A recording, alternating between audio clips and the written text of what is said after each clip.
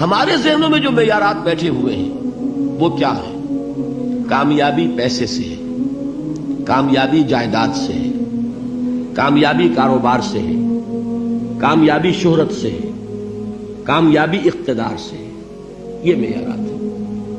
جو جتنا دولت مند اتنا کامیاب، جو جتنا مشہور اتنا کامیاب، جو جتنا پاپولر اتنا کامیاب، جو حکومت پر پہنچ گیا کامیاب، جس نے بڑا کاروبار جما لیا کامیاب، جس نے بہت جائیداد بنا لی کامیاب. یہی ہے اصل میں ساری بس کی گانٹھ.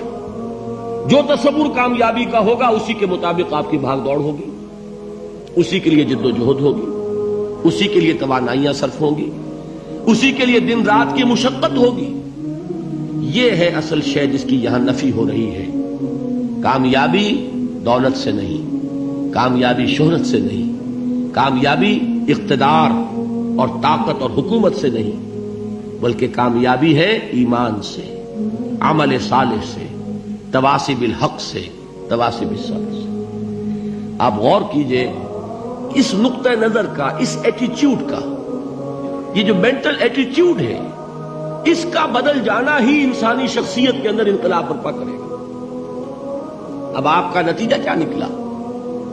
اگر تو دولت سے کامیابی ہوتی تو قارون بہت کامیاب تھا، اگر حکومت سے کامیابی ہوتی تو فرعون اور نمرود بہت کامیاب تھے.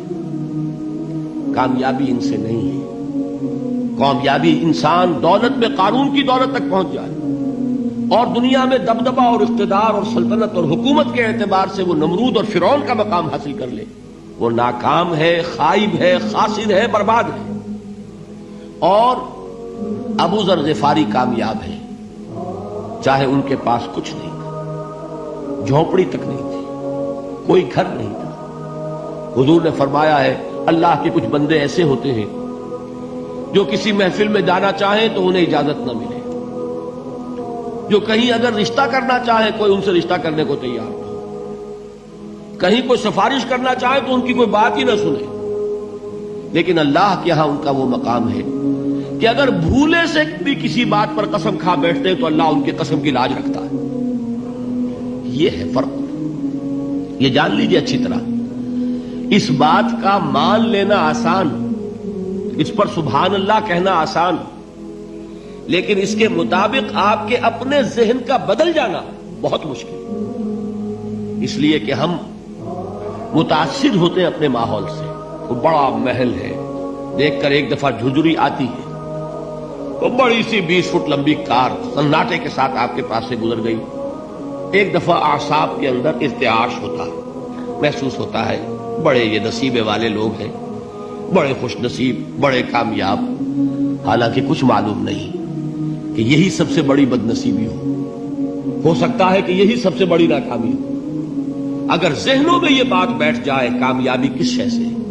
یہی وجہ دیکھیے قرآن مجید میں بارہا آپ دیکھیں اولئک ھم المفلحون، یہ ہے لوگ کامیاب ہونے والے. آج یہ آپ نے نماز میں وہ آیات سنی، یا ایھا الذین آمنوا ارکعوا واسجدوا واعبدوا ربکم وافعلوا الخیر لعلکم تفلحون. اے ایمان والو، رکوع کرو، سجدہ کرو، اپنے رب کی پرستش اور بندگی کرو اور اچھے کام کرو تاکہ تم کامیاب ہو جاؤ. تو کامیابی کن چیزوں سے ہے؟ یہ ہے سب سے بڑا سبق.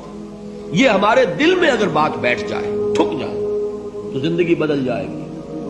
صبح و شام بدل جائیں گے، نقشے بدل جائیں گے، بھاگ دوڑ کا رنگ بدل جائے گا، ویلیو سٹرکچر بدل جائے گا. آج وہ ایک چیز نہایت اہم نظر آ رہی ہے، کل نہایت غیر اہم نظر آئے گی. جیسے کہ حضور کی حدیث ہے، مالی ولی دنیا، مجھے تمہاری اس دنیا سے کیا سروکار ہے.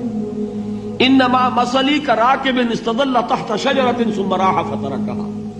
میری مثال تو اس سوار کی سی ہے جو تھوڑی دیر کے لیے ایک درخت کے سائے میں ٹھہرتا ہے سستانے کے لیے، پھر وہ اپنا راستہ لیتا ہے. اسے اس درخت سے مستقل تعلق اس کا نہیں ہے، وہ اس کا گھر نہیں، وہ اس کی منزل نہیں. اسی طرح یہ دنیا میرا گھر نہیں ہے.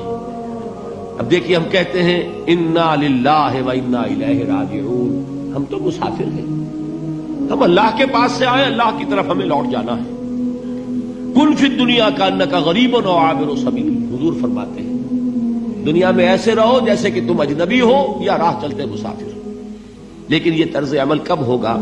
جبکہ یہ آیت ہمارے ذہنوں کے اندر بیٹھ گئی ہو، والعصر ان الانسان لفی خسر الا الذین آمنوا وعملوا الصالحات وتواصوا بالحق وتواصوا بالصبر۔ یہ ہے اصل بات جو میں نے عرض کیا تھا کہ میں بتاؤں گا صحابہ کیوں ایک دوسرے کو یاد دلاتے تھے۔ اس لیے کہ دیکھیے جیسے برف باری اگر ہو رہی ہو، آپ باہر نکلیں گے تو برف آپ کے کپڑوں پر جم جاتی ہے نا، تو آپ جھٹکتے ہیں کپڑوں کو تاکہ برف ہٹ جائے۔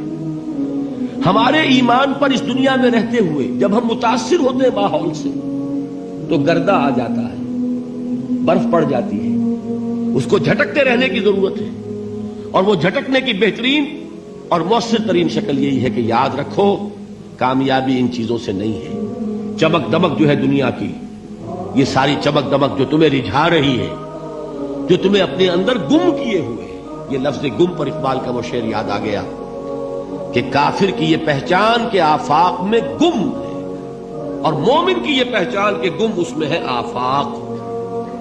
تم گم نہ ہو کر رہ جاؤ، اس میں مبہوت نہ ہو کر رہ جاؤ، مرعوب نہ ہو کر رہ جاؤ، دنیا ہی کی محبت تمہارے اوپر ڈیرے نہ ڈال دے، تمہارے دلوں کے اوپر مسلط نہ ہو جائے۔